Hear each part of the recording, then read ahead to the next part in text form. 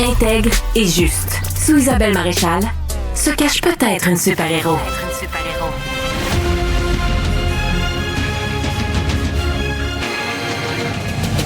Isabelle Maréchal.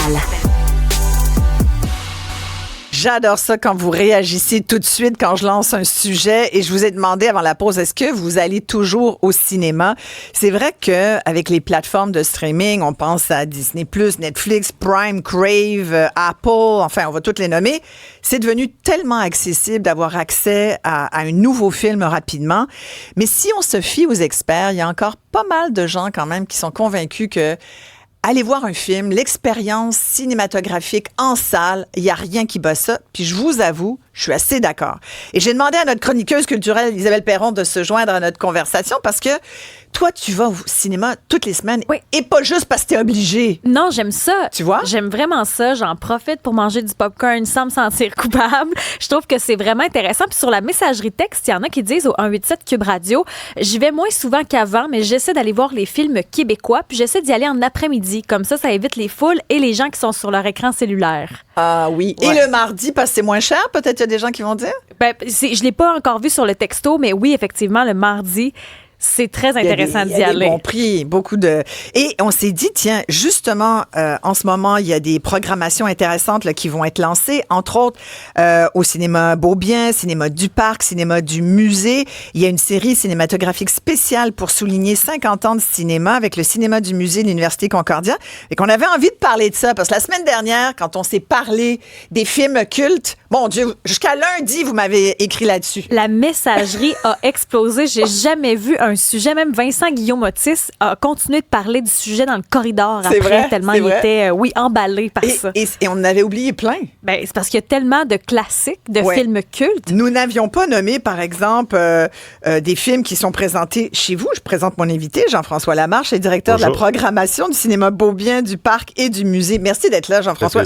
Vous êtes un cinéphile. Exact. Vous êtes ma passion. C'est votre passion. Depuis quel âge? Depuis tout petit? Depuis peut-être le cégep, en fait. J'ai pris un cours en cinéma, puis je me suis mis à travailler dans les clubs vidéo, puis après ça, j'ai commencé à travailler au cinéma du Parc en 2006, donc ça fait 18 ans déjà que je programme les films au cinéma du Parc, puis par la suite au cinéma Beaubien et le cinéma du Musée. Donc je partage cette passion-là avec les cinéphiles montréalais. Et Isabelle disait, les gens vont voir des films québécois. Comment vous vivez ça? Parce qu'on l'a beaucoup dit avec la pandémie, c'est difficile pour tout le monde. On vient de parler de restauration. Les cinémas, vous avez été fermés, vous aussi. Vous avez été parmi les premiers. Il y a eu 3 fermetures consécutives pendant à peu près 1 an et demi.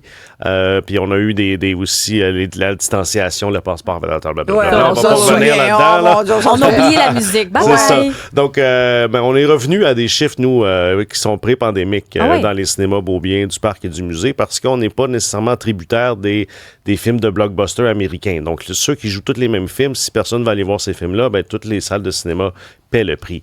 Mais nous, quand on présente la Palme d'Or, comme Anatomie d'une chute, ou le film japonais Perfect Days, par exemple, Les Jours Parfaits, qu'on a présenté 27 semaines au cinéma Beaubien, ou des succès du cinéma québécois à Babouiner présentement, en 1995. Ça marche bien à Babouiner. Très bon à Babouiner. Super bon. Là, je suis très, très heureux que ce film-là fonctionne.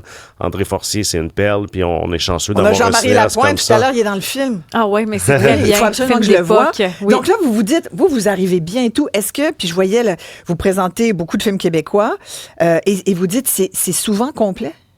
Les salles au cinéma Beaubien ont différentes capacités. Puis justement, les après-midi, comme vous avez des gens qui vous ont écrit pour ça, les après-midi, c'est plein. Des fois, ça prend une journée de pluie, puis on refuse du monde au cinéma Beaubien fréquemment.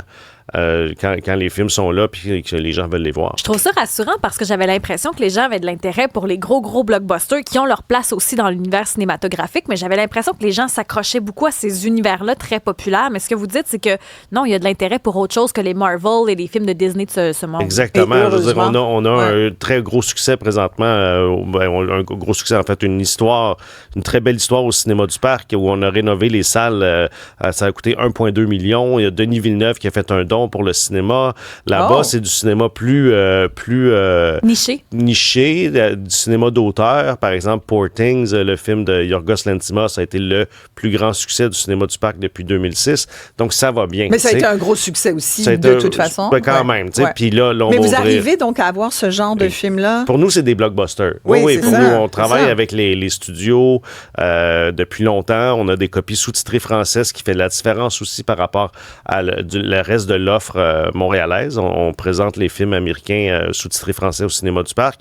Puis quand on parle de classiques, on a la série Minuit au parc aussi au cinéma du parc où on présente justement des films cultes. Puis c'est de plus en plus populaire. Non, c'est pas à minuit malheureusement. Avant, c'était à 11h30, mais bref. Maintenant, c'est avec la pandémie, c'est 21h30 les samedis, dimanches, puis une reprise le vendredi, samedi, puis une reprise le dimanche à 14h30. Puis on voit chez les nouvelles générations, moi, ça fait 18 ans que je fais la programmation, qu'il y a des nouvelles générations qui redécouvrent toujours ces films-là. C'est tellement des grands films. Comme par exemple, qu'est-ce que vous présentez en ce moment? Disons Taxi Driver ou Texas Chainsaw Massacre ou des trucs comme ça. Il y a toujours du monde. C'est quand même assez...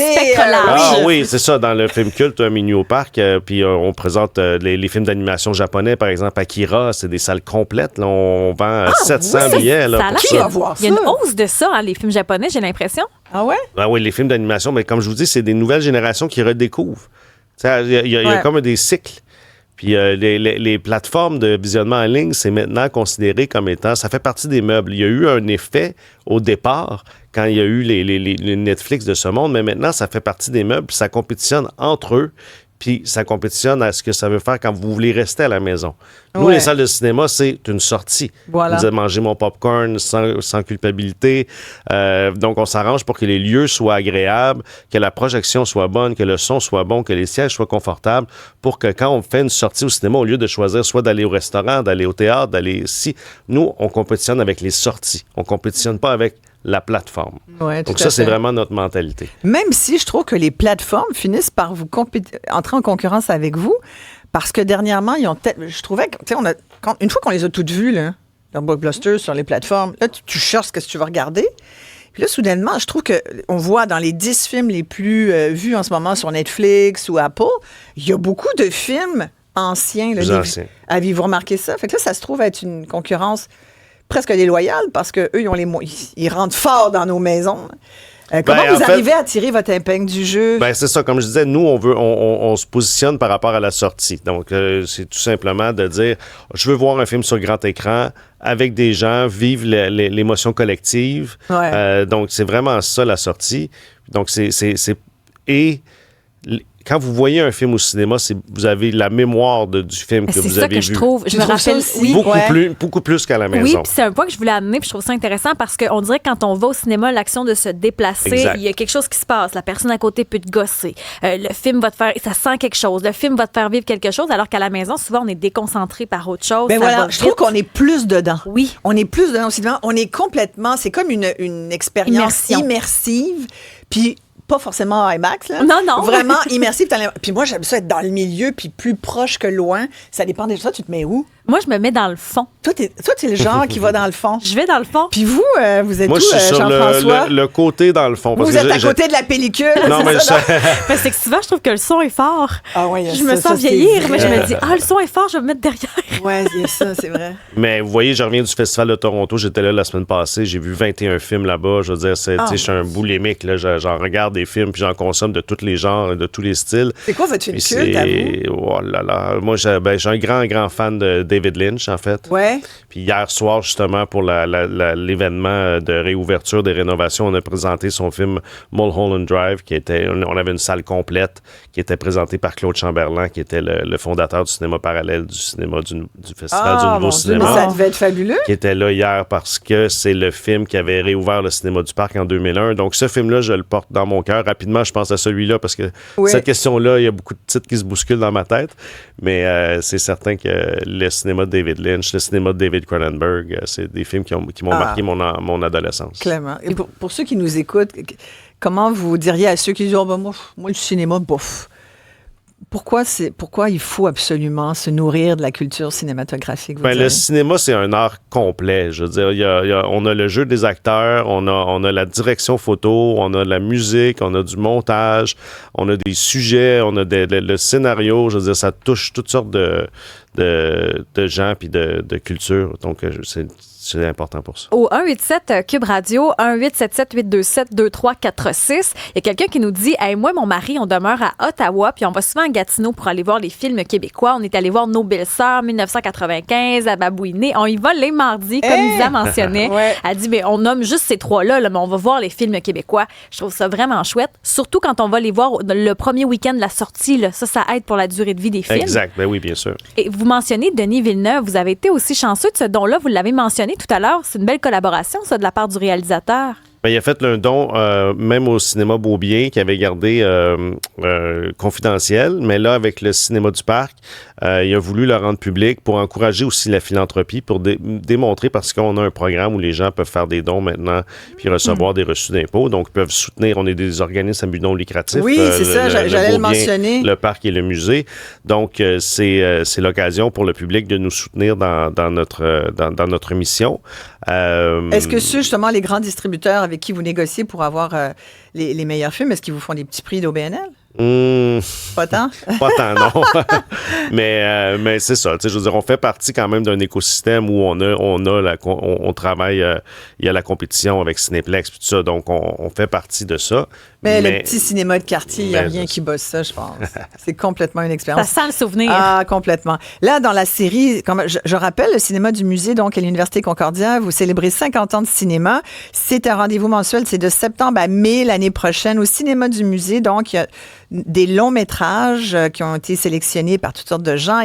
Et là, il y a la série, ça a débuté avec ce fabuleux film du réalisateur Ted Kotcheff, L'apprentissage de Dudley Kravitz, qui est un grand film. Exactement. Ben oui, c'est un grand film. Donc ça commence le 22 septembre. C'est une série qui fête aussi les 50 ans de Concordia. Donc on a élaboré la série avec le directeur de Mel Oppenheim, l'école de cinéma. Puis ça commence avec ce film-là. Puis, et Micheline Langto va être là. Micheline Langto va être là pour présenter le film. Puis il va aussi avoir Les Ordres, le film québécois qui a marqué une époque, qui va être présenté dans cette série-là. Puis des films d'un peu partout dans le monde.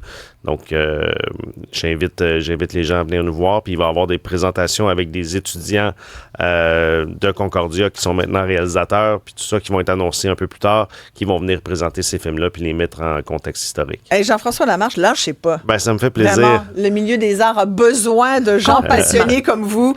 Et le cinéma, vous l'avez très bien dit, c'est un art complet. Merci beaucoup d'être venu nous voir. Directeur de la programmation du cinéma Beaubien, du Parc et cinéma du musée. Et quand on fait du cinéma, parfois, c'est un dépassement de soi. Tellement! Parce qu'on doit aller de l'avant, être créatif dans nos programmations. Et c'est le prochain sujet. Écoute, un lien magnifique, cher ami. Effectivement. Puis on parlait de Jean-Marie Lapointe, qui est un acteur dans Babouiné. C'est notre prochain invité. Justement parce que j'avais envie de parler de dépassement, d'accomplissement de soi avec lui, parce qu'il revient médaillé, plusieurs médailles en plus.